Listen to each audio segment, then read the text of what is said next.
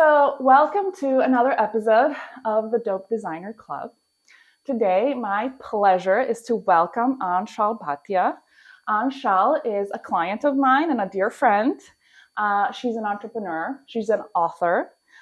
She's a psychologist, and she is a founder of the Sydenham Clinic in Beverly Hills and Texas. So welcome, Aanchal. It's so great to finally have you here. Thank you so much, Branka. I'm so enchanted with this beautiful home of yours. It is Thank you. It really is a dope designer club venue. It totally is. That's what we're going for here. Yes. Thank you. Thank you so much for being here. Aanchal is somebody that I really admire.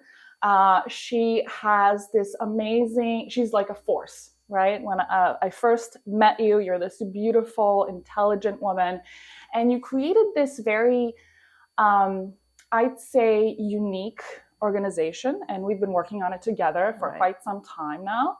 And the more I learn about what you're doing and what your approach to healthcare and wellness is, the more I feel impressed and the more I want to know about it as well. So tell us a little bit about the Sydenham Clinic and maybe also your thought process when you started it.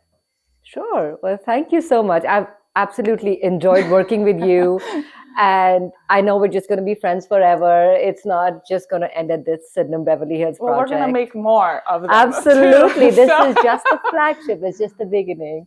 But Sydenham is, it's more a mission. Honestly, it is. It's a mission. It's a philosophy. It's something that started out with a personal loss when we lost my father-in-law to medical negligence back in India. And I was so disgruntled with the whole healthcare system. And when I moved here to the United States in 2017, I realized that this system is broken too. And there was just this urge in me to create something that modeled the right standard of care, right? It should truly be about healthcare. And when you're dealing with healthcare, you're dealing with human beings. We're people. We're just not organs, or we're not diseases. So the whole healthcare system is becoming so transactional and disease focused that really wanted to take 5 steps back and say, how should this be done? Why can't a doctor's office look beautiful? Why can't it be welcoming? Why can't it be a space that you're used to? Like if you're used to a certain level of hospitality or luxury in other aspects of your life, why doesn't your doctor's office or your healthcare or your wellness place reflect that? So, that's a little bit of the philosophy behind Sydenham. Of course, the whole medical side of the philosophy is different. And our focus is to focus on 7 pillars of health that we want to optimize for people, which is your genomics, your gut health, your nutrition, your sleep, your hormones, your psychology and physiology. So we're really trying to move the needle for primary care here. I love that. What I also think and you mentioned it, when we were designing this place, it wasn't just like a corridor with a bunch of rooms and there's like exam tables and fluorescent lighting everywhere. It really talks about how much you care about the people who are your clients. And I think this type of thinking, if applied even to other disciplines, can, provide so much more to, not just healthcare, but maybe even design, Exactly. So I've learned a lot from that. I know we've been pushing your boundaries to think differently when you're doing this project. Absolutely. And we'll get into that too. I also wanted to talk a little bit about your book. Tell us about why did you choose this name, Sydenham, for your clinic?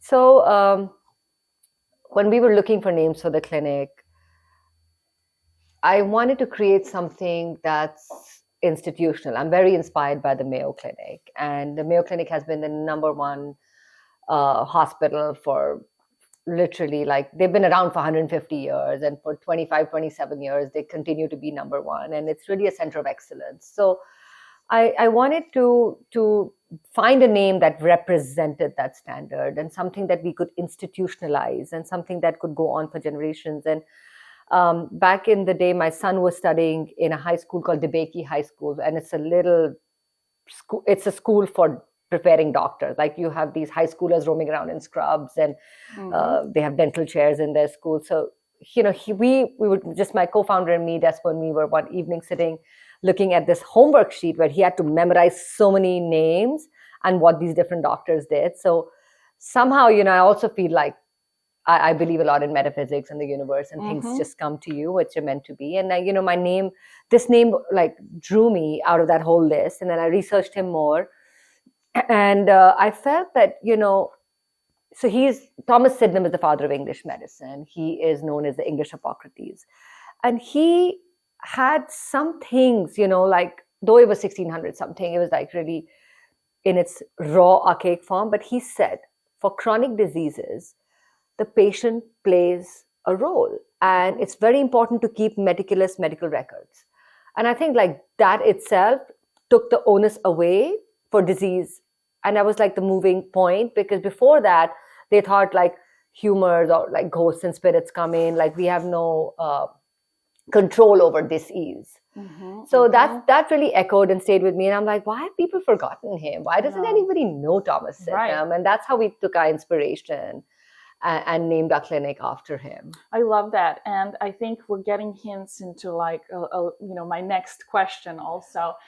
And I think you mentioned like, we're not looking at the person and what did the person have to do with it, whether it's your lifestyle or maybe your mental state. Yes. And I'm currently, I think we talked about this, I'm currently reading a book by Gabor Mate. Love him. I'm like so deep into it right now. So I think it's so kind of appropriate that we're having this conversation. And even yesterday, when we were kind of chatting about what we would talk about, you mentioned like, oh my God, like, isn't it crazy how, we lost spirituality in the way we care for each other, and how there's this split between science and spirituality. So what is your take on that? Yeah, I mean, that's chapter 2 in my book. Like, healing became treating.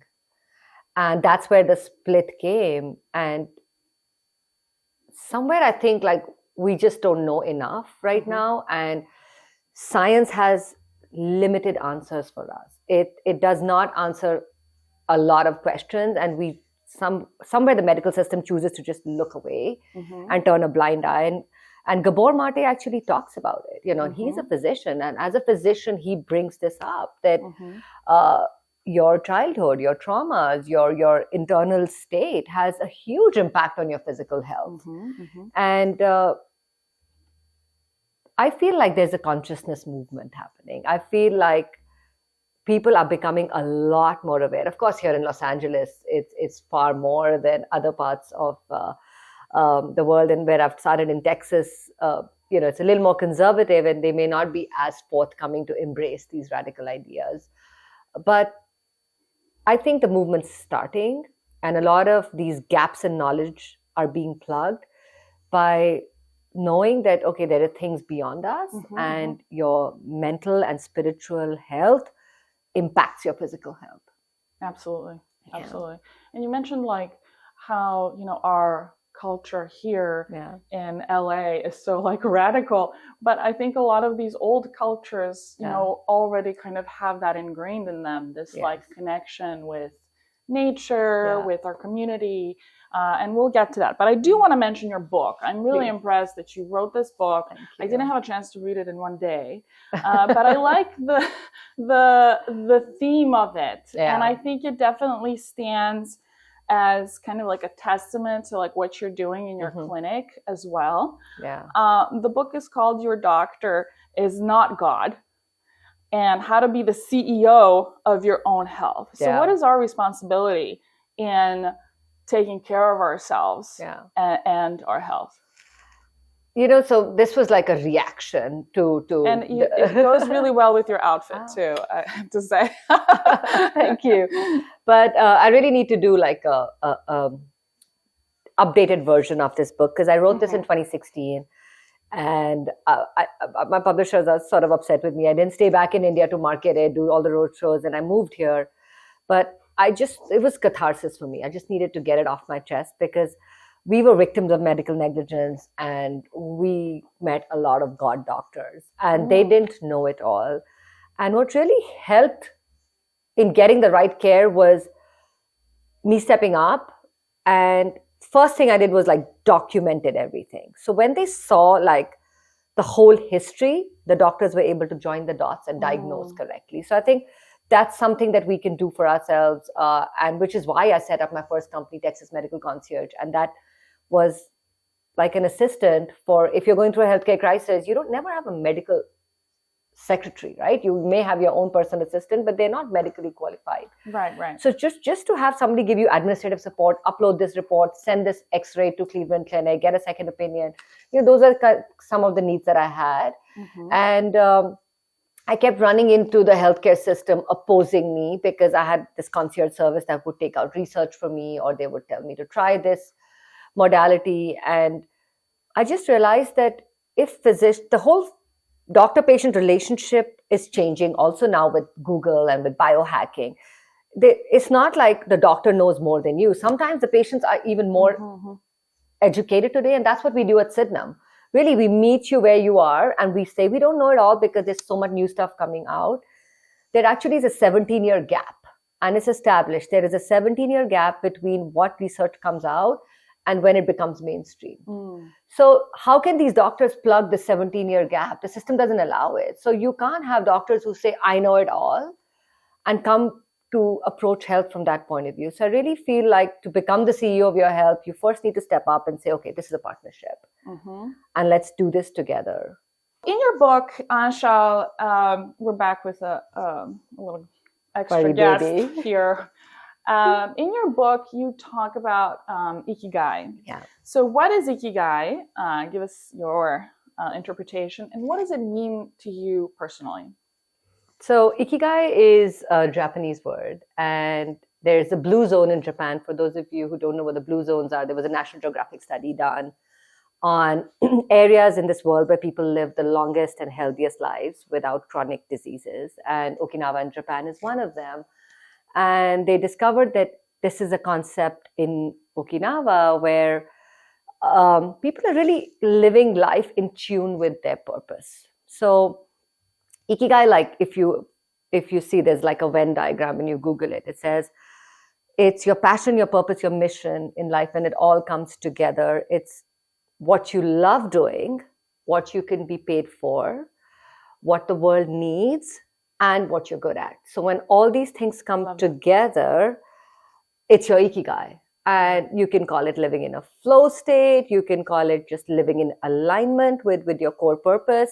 But that's what it means. When work doesn't feel like work, it feels like play, and you're doing something that the world needs. So for me, like, this is my Ikigai. I found my Ikigai, and I'm trying to just live in that flow state with what we do at Sydenham.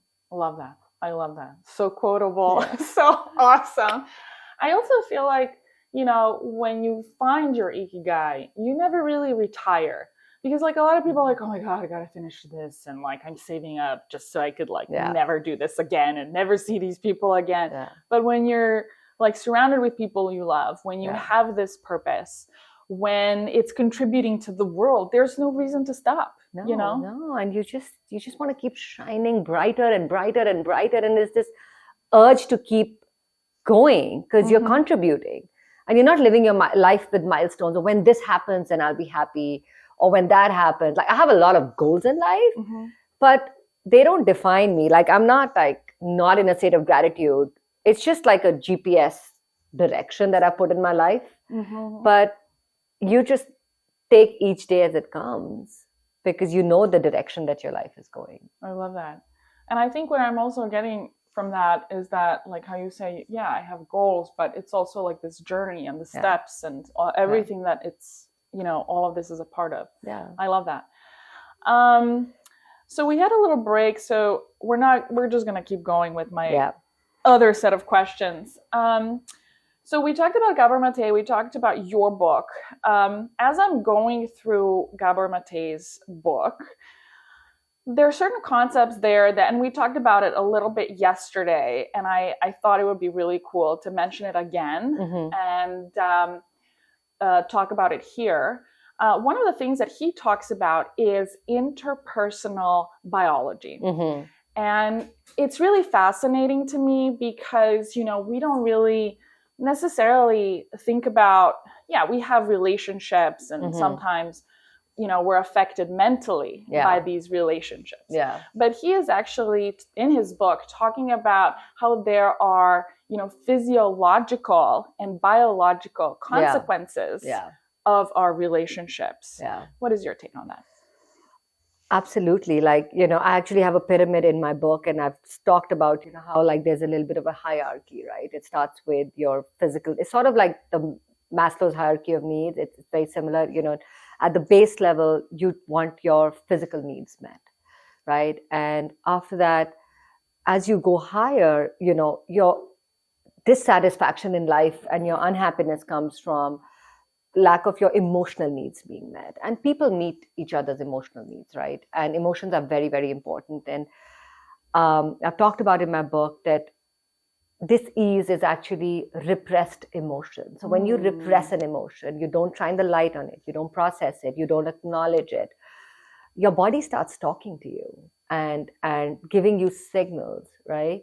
For example, there was an incident when I just decided to stay on in the United States, and I sent, you know, my son back to high school, and I was all alone, and I was like, woke up with this toothache, and I'm like, oh my God, I don't know why my tooth's hurting. I didn't have time to go to a dentist. Like 2-3 days, my tooth was hurting, and then one night I was like, okay, stop, practice what you preach. And I went and I started thinking, what's going on? Am I repressing a certain emotion? I started exploring a little bit, and then I had this thought, okay, my tooth is hurting. I did all a little bit of Louise Hay kind of metaphysical research. I'm like, okay, I think I've bitten off more than I can chew. Because I'd taken this big decision, and I'm like, okay, great metaphor, but also literally. Yeah, literally, and that's how the body talks to you, right? Like you have different parts of the body that represent different emotions, like, you know, lungs are grief and liver is anger.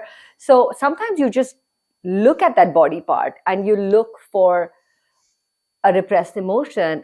And the next morning, I found like one tool, you know, like a cleaning tool or something, and I found there was something stuck, and that's why my tooth was hurting. So it unclogged. I unclogged the emotion, and I unclogged physically, and I was without pain. So these are things that science can't explain. Right. And so our biology is very, very linked to our emotions, and our emotions are very linked to our relationships. I like that a lot. It's just cascades. So right? in some ways, like, you know, you know, we sort of really run away from pain. Or we sedate the pain through painkillers or you know, like alcohol, TV, Netflix, exercising, various addictions, right? Yeah, but what you're saying maybe is like, maybe we should listen and use our bodies as a tool to detect what's going on with ourselves. It's not easy. It's painful. Leaning into your pain and accepting it, acknowledging it's painful. It's not for everyone. Right. It's hard, but there is no other way, because if you avoid it, you'll be in dis-ease. And if you embrace it, then you'll just age gracefully, and you'll age along with nature, and you'll just evolve with life. Love that. Another thing that I guess I wanted to talk about in just that theme of like interpersonal biology is the role of community in our well-being. So I guess in the whole human history, like we've lived in communities, right? And only recently that we've become kind of isolated, right? Yeah, loneliness is an epidemic. I mean, they actually have a loneliness minister in UK. But coming back to the blue zones in, again, Okinawa in Japan, there's this beautiful concept, and again, it's one of the longevity secrets for Okinawa. It's called moai, and moai is like your tribe, right? You just get when you are born, you get assigned to like a moai. That's your tribe. And through thick and thin, these people are there for you. And you just know you have this sense of belonging. You have this moai. And that contributes a lot to well-being. We're social creatures. We evolved because of society. And the more we alienate ourselves from society, the more unhappy we will get, because we're just wired to live together in an interdependent way where we all cohabit. So even through what we're doing at Sydenham, we're trying to revive that concept of community. So you have a sense of belonging, and birds of a feather flock together. We want to create this ecosystem of people who approach life with this whole system of aging. Like they approach health and longevity synonymously. Right. So we're trying to create this community, because it's also like how you eat, how you drink. It's not like alcohol is all evil. Like if you have a glass of wine in a community setting, right. They say wine at 5 is a blue zone factor. Eating together versus just eating on the go. It's also how you eat or how you drink that's important, because people impact you. You learn from each other. Your emotion will impact my emotion, and we like giving. On the whole, I think it makes everybody very happy when you give or when you support someone.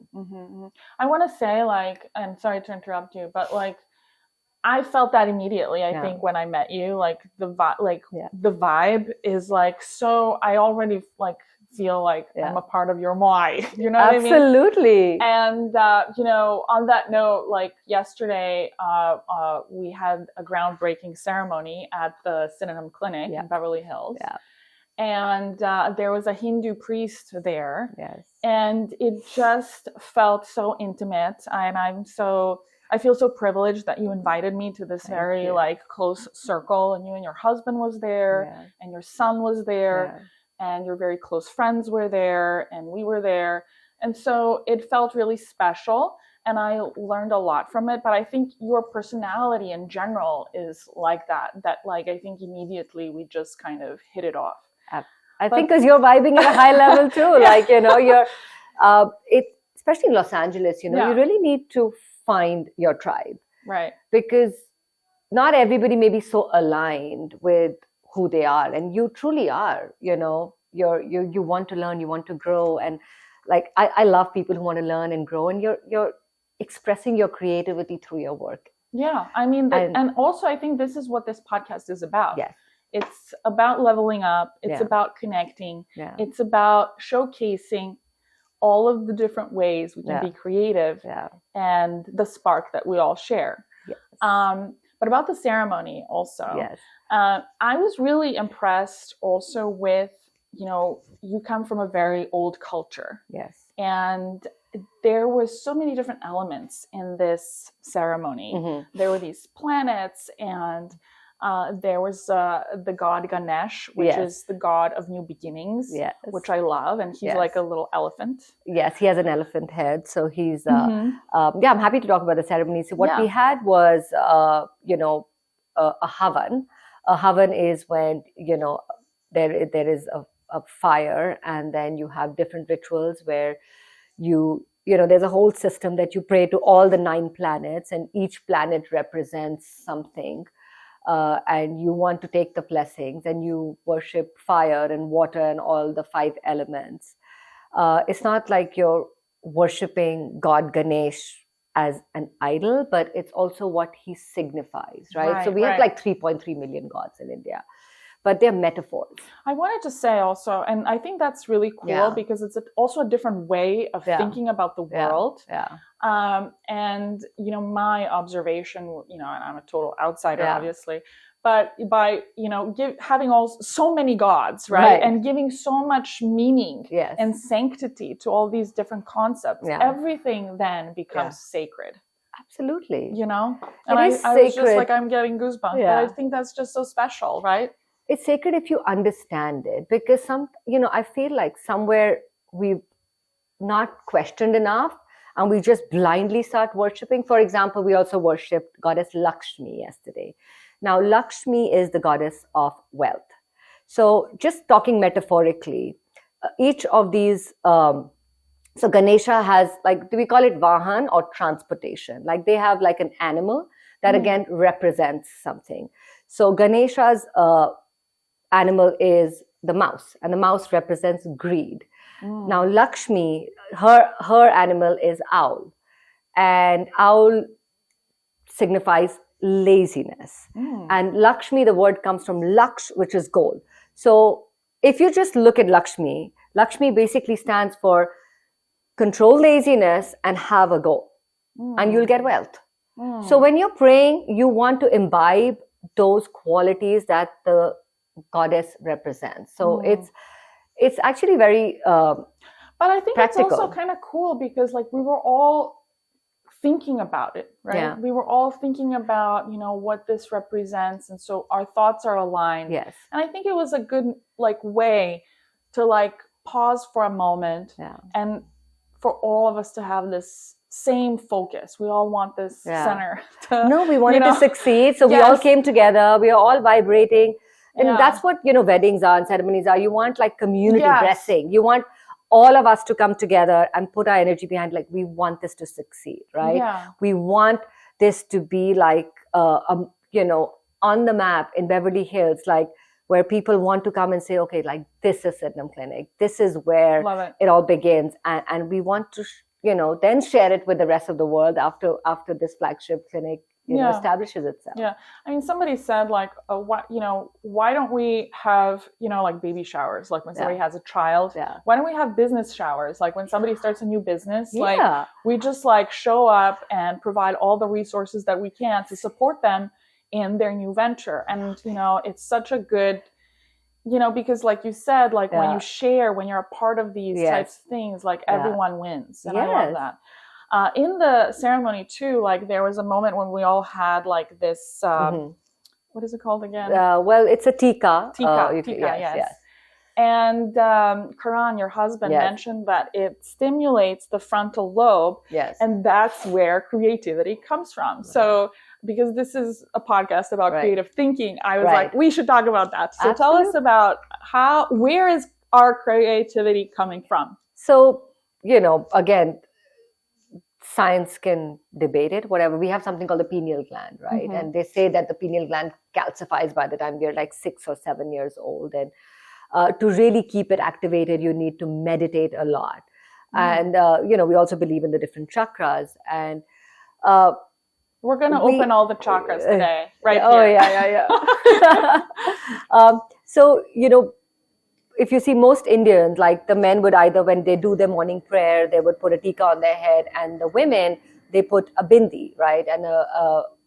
And this basically is to just keep it activated, to keep your chakra active, and for you to have more focus and clarity. And then when, you know, in the evening or when you go to bed, you wash it off because you don't want it activated all day. It's mostly like a day thing. Interesting. Very interesting. Love that. So I learned a lot of new things yesterday.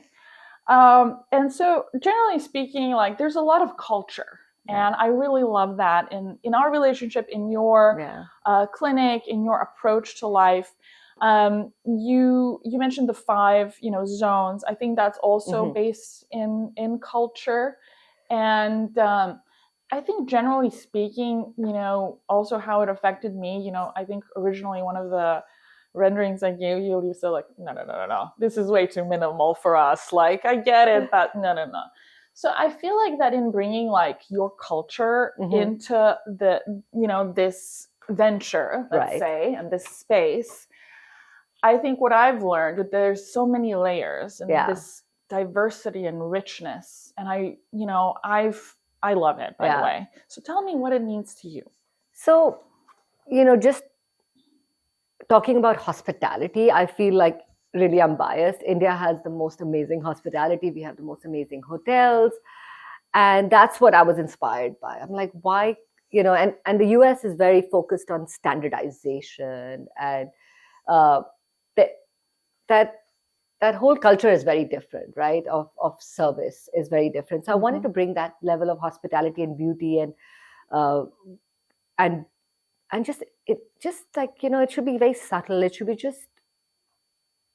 just an ambience created, right? Of warmth, of beauty, and multiple cultures. Like the blue zones are from all different cultures. Like you have, Sardinia in Italy, you have Icaria in Greece, you have Loma Linda in California, and then you have Nicoya in Costa Rica. So, how can you really erase borders? And this is when I had met the Dalai Lama before starting my venture, a long time back.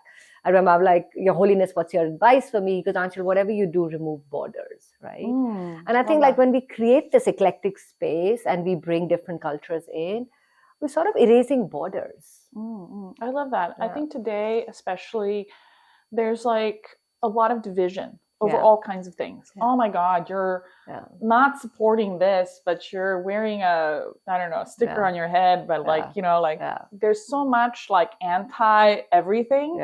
And I think that's such an important message, especially like today, like politics and all these issues and wars and problems. And that's a great, I think, message that we can all kind of learn from. What else was I going to tell you about? I feel like I wanted to ask you something more about the blue zones. Okay. Since we're on the culture. I mean, for example, I watched this documentary a while ago on this guy in like Sicily, and he's like over 100 years old or something. And he has a very kind of simple lifestyle. He eats pasta. Yes. So he eats carbs. Yes. He has, like you said, a little glass of wine. Yeah. I don't know. It seems like our way of life today is completely the opposite of that. And do you think that it would be like even authentic if we tried to live that way? We have to obviously take certain things and not take it in absolute sense. They drink wine, and the men actually here in Sardinia live the longest, and they're mostly like shepherd men, so they walk a lot naturally. And that's something that we need to take, right? It's not like going and killing yourself at the gym and being all stressed about it and compromising sleep for the sake of exercise, right? Right. You pick up what the message is. So like another blue zone factor is move naturally. So how we keep moving through the day, doing our daily tasks, like that is something that we learn from this blue zone. It's also, again, how you eat in a community setting. It's all home cooked, fresh food. It's not packaged pasta with a lot of preservatives. And they're not like drinking themselves silly every night. It's like, at 5 o'clock, they go down and it's a sense of community. They'll have this, the glass of wine, and then they downshift through the day. And which is why like nature is important. Like you live in this beautiful neighborhood with mountains around you. Yeah, actually right behind my house, it's a national park. So there's nothing. And my property goes like to the ridge, and there's like coyotes and deer. Wow. I don't know if that's a good thing. It is because you de-stress, right? You're connecting with nature. Again, like, your whole biology is vibing with nature, and that's what we crave. Like, want to see water, just pause. And I think in Japan, they even have a disorder called nature deficit disorder. When you go away and you don't see enough greenery or water or just downshift through the day. As much as Los Angeles is like a metropolis, we actually have a lot of access to nature, and the city is completely kind of separated in all these different sections. We have mountains, we have water, there's a desert, and all these different natural environments. So I think it's a very interesting sort of dichotomy about there's living. There's so much creativity here for that reason, maybe. Cool. So we talked about culture. We talked about lifestyle. What are some of your like lifestyle choices that you make sort of intentionally, thinking about your own wellness? Yeah. So I always say health is by choice, not by chance. I always say life is by choice, not by chance. But the first thing that I really believe in is intentional living. So on the outside, my life may seem very chaotic to some. I live in 3 cities. I live in New Delhi, Houston, and LA. I run several businesses. And I feel like you've been in London like a lot. Yes, and that's next on our map. Like with my son studying in London, but after Beverly Hills, I want to open the London clinic, and we have this big project, which is going to be like a residential version of Sydenham Clinic called the Sydenham Institute, which I want to open in UK, and it's just going to be a gorgeous, like a boutique hotel and a center where you can go get all your testing and everything done. So London is the next stop for us, and again, coming back to an intentional lifestyle. So while it seems very busy and chaotic on the outside, it's very intentional. I believe a lot in vision boarding. I believe in manifesting. I believe in journaling. I do something called Life Book, which is John and Missy Butcher. I just love that couple and the tool that they've created. But I think I have like different acronyms. So I have, based on, it's a life book concept, you have this big vision, and then you pull it all down to your daily choices or your daily habits. And what is your big life vision? So, my life vision is huge. Like, it's massive. So I love that. It's larger than life. It's obviously, I want to grow Sydenham to like 100 clinics. I want to be able to impact different communities, right? And even if, like, for some people, you want to be creating a global movement. A movement, yeah. For some people, maybe Sydenham, is a little hard to access because, there is a cost to it. But still, whatever, I feel like change begins on top. And if we role model this care, it'll cascade down. And then I want to obviously build, a Sydenham app with an AI vertical to it so that Sydenham can be accessible to more people, to non-members, so as to say. And then I'm very passionate about giving back. So I have a charity called Breathe Easy India.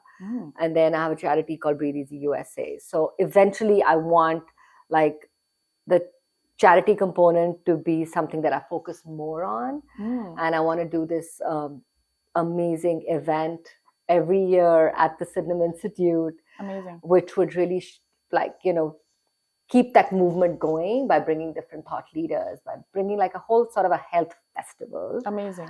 So that's some of the big ideas that I really want to implement. And then I never see myself like getting tired of it. Like I can do this till I'm 100 years old.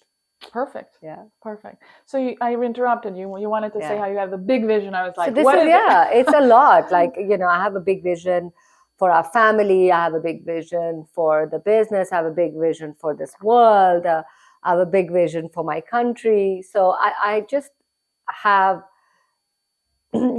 articulated that in my life book. I've written it out. And when I was doing that whole exercise, in life book, they tell you don't only just specify what you want, you also go into why you want it, and which is a very long, deep conversation. And what are the core values around that vision? That. So it is really incredible, and but it boils down to your daily habits, right? So while this may seem very big and far-fetched, I have like an acronym which I say like Mel's Run FC, which is and when I do my journal, I go back and I tick that did I align with my daily habits. So M is for meditation, E is for exercising. And I'm not going to be hard on myself. Like if I'm busy, I'm traveling, I'm jet lagged, I just take a simple goal. He's like being a little... Yeah. So exercise can just mean doing minimum 10,000 steps, right? That means I move naturally through the day, and I'll give myself that tick. Exercise, sleep is important. So every single Sydenham member gets this black aura ring. So it's easy for us to track our sleep. So I do want to, optimize my sleep, and I'll be kind to myself and go back and take that 15-minute power nap if I need to, because sleep is important. Nutrition is important. So at Sydenham, we like personalize your supplements based on your genomics, your hormones, and we keep changing the supplements because health is dynamic. So if I take my supplements daily and I've eaten greens, I give myself a tick on nutrition. Downshifting through the day, so unwinding. So just maybe listening to some music or just lighting a candle and doing a little bit of me time, I'll give myself a tick on unwinding. And reflection is very important for me. So either meditating or journaling. makes me give myself a tick on the reflection chart. So this way, and then I have finance because I don't like finance. I'm like dyslexic. But I think I'm actually, ADHD, I feel like the things that we kind of dislike, we really need to like lean into. So I'm on the same page with you on that one. So we were talking about like your big vision, and then how you're like really kind of organized and structured about it too.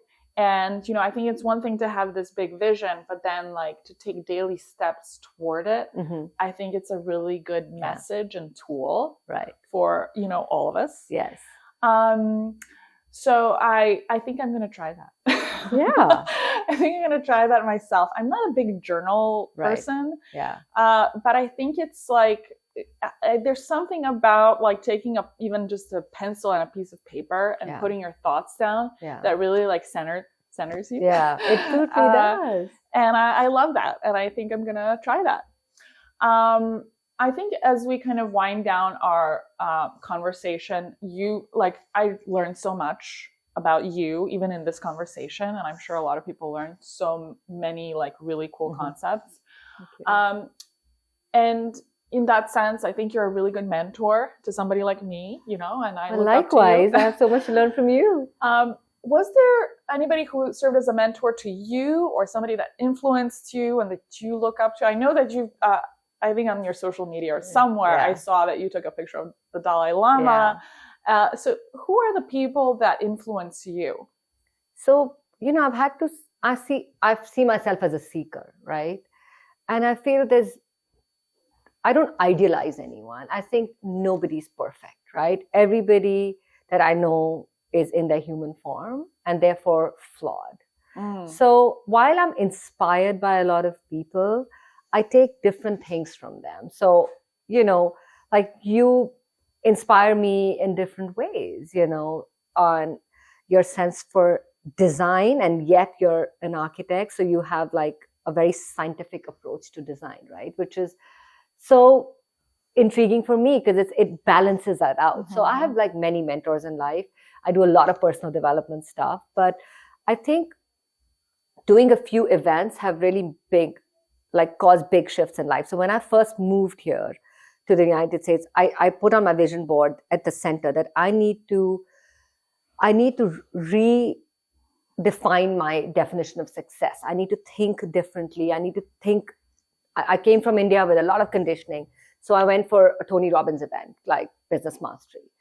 And while Tony may not be perfect, but I think his way of, his whole methodology through these events is transformational because it unplugs you, it fully immerses you, and then it's your journey, right? So I think like Tony Robbins and his events have had a huge impact on me. John and Missy Butcher, who are this amazing couple and who've developed this tool called Lifebook, they've had a profound impact on me. I go back to a lot of ancient wisdom in our Gita, in our Bhagavad Gita, which is really like a life MBA. It's got all these, you know, distilled verses which come from the Vedas. And so I study Vedanta a lot. I follow different gurus in India, whether it's Sadhguru or, you know, I have a guru called Shivendra Nagar. So I have like a lot of influences in my life, but I'm constantly seeking. Like I'm always listening to different podcasts, different people, and learning from them. So I feel like you can learn from everyone. Like everybody has something to teach you, and I'm constantly looking for that.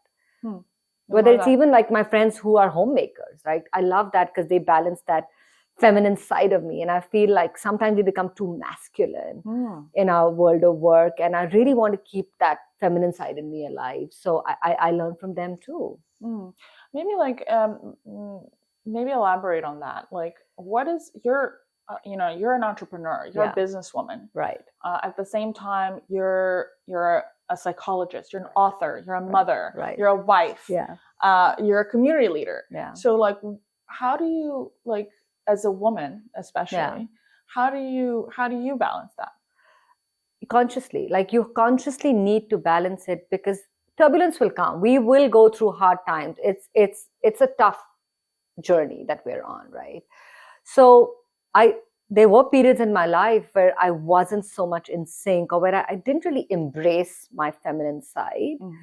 And I could see I was becoming very masculine in my approach to life. I was, becoming more cut and dry with my family. And I was more harsh and this is like you're describing me.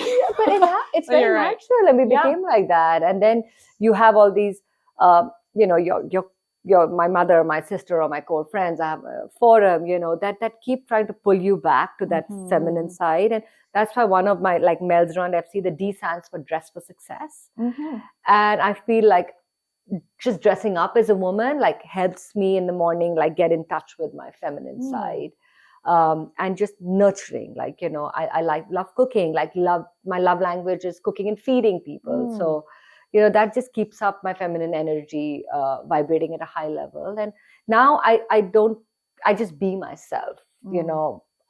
Even if I'm in a boardroom, I don't conform to those stiff laws defined by that masculine world that I have to sit in a business suit, or sit up straight, or I can't take my shoes off, or fold my legs. So just be yourself. Absolutely. Yeah. That's dope. Yeah. That's really dope. No, actually, I want to compliment you. I love your outfit. I love how it's bright and it's like sunshine. You're like a ray of sunshine. No, it's a lovely morning, and I just love being in your home. And I mean, it's it's basically stormy weather outside. It's June in LA, and I'm in a sweater. Yeah. But I love that. I think that's a really important message, to kind of be ourselves, and especially I think as women, and I can definitely relate to that. Yeah. I think, and especially in architecture, which is very male dominated, I think there were times, and I'm kind of embarrassed to say, where I kind of had to assert myself a certain way to feel like I'm taken seriously, or that I'm kind of a part of that group. But I think lately also, I mean, as we age also, and become more experienced, I think we also have to learn to let go of those stereotypes. So I think that's a really important message. So maybe for the end, give us something. Well, we're both excited that the Sydenham Clinic is opening. We're in construction now. We're opening in December. Soft opening in December. I'll say that. What is something that you're super excited about? So I'm really super excited. Actually, we're rolling out a new membership called our Genesis membership. And that's Genesis means the beginning, right? So it's like a starting experience for people, because the clinic's not open. This is a virtual membership. It's very easy. All it does is helps you get to know yourself by decoding your genome. And I'm really excited about rolling out this Genesis membership, because it's pretty affordable. It's accessible to everybody. They can experience Sydenham while the construction's going on, and it's completely a virtual membership. So the nutritionist and the doctor will help you, give you a plan through the year based on your genomics, because very often, it's too late. For example, Alzheimer's and dementia, by the time you have symptoms, it's 20 years too late. So if you know that you have certain genes, there's something called epigenetics, right? With your lifestyle, you can keep those genes switched on, but you need to know. You just need to know, and then work on monitoring them, and either, if it's early onset, even reversing it. So I'm excited about the Sydenham Genesis membership that we're about to roll out next week. I'm super excited about that too. I'll check it out. It's been such a pleasure to have you here. Thank you so much for being my guest. I'm really humbled and honored that you came here. And exciting morning. I loved it. The pleasure's all mine. And meeting all your furry babies. Yes, many furry babies. And I'll give you a hug. Thank you. Oh, this is so much fun. Yeah. Thank you. This is just the beginning. We'll do this again for sure. At the clinic. At the clinic. Yes, Wonderful. Great. Wonderful. Thank you. Back. Yeah. You handsome prince. You handsome prince. Should I just take you in my bag? Should I just take you in my bag? Yes. He's very charming. He is. Yeah, So a lot of the chill. and like a lot of the little dogs are like the Chihuahuas. Yeah, They're they like, bark. So Yeah, loud and yeah. annoying. I mean, I like all animals, but Yeah. But I think like your personality also like rubs off on him.